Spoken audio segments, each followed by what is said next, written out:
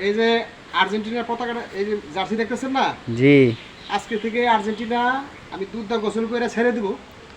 এই জন্য?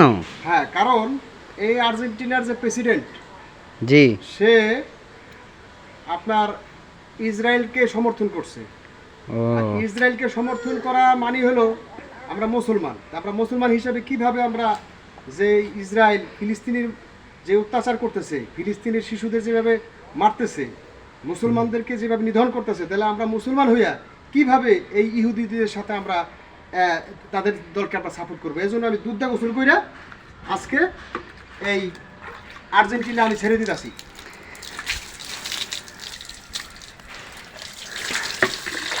এই দুধটা গোসল কইরা আমি আর্জেন্টিনা ছেড়ে দিলাম।